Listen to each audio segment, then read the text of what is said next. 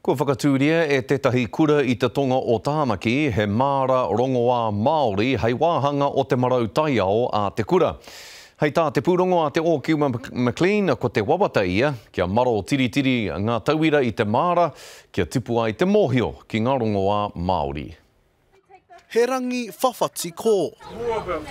E tō ngaki ai e nei tauira ki te whakatō rākau Māori. It grounds them to Papatuanuku and it gives them that fantastic feeling of nature and the cycles of nature. He whakatō i tētahi māra rongoā Māori te whaia e nei tauira i te kāreti o Alfriston, ko ngā rākau rongoā Māori pēnei te kūmara hou, te kawakawa, te tānekaha, ka whakatōkia, hei oranga mō te hauora. It's actually looking at the whole ora of our learners.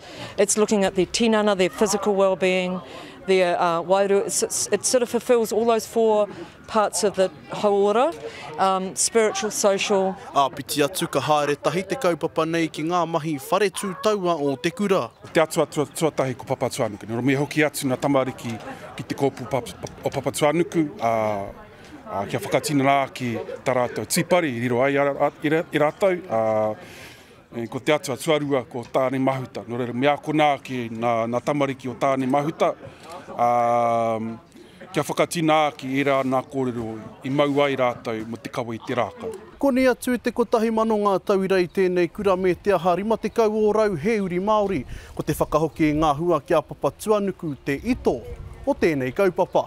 Kei te whaia mātou ngā tapuai o mātou mātua tipuna. Kei te whakahoki mātou ki a Papatuanuku hoki. It's looking long terms to their careers. It's getting our kids to think smart and how they might start their own business. And what better to use our natural resources here to create added value products that we could not only sell within New Zealand but export overseas. He uri Pākehā kei te kōkiri i te kaupapa, e whakapono nui ana ia mā te whea ko kahi nā tore. We can start looking around our local community, maybe for kaumātua, someone who has this knowledge, that may be able to be willing to come and work with us and share that with us. Nō reira mānuka takoto, kawe ake. Te o Kilma McLean, te karere.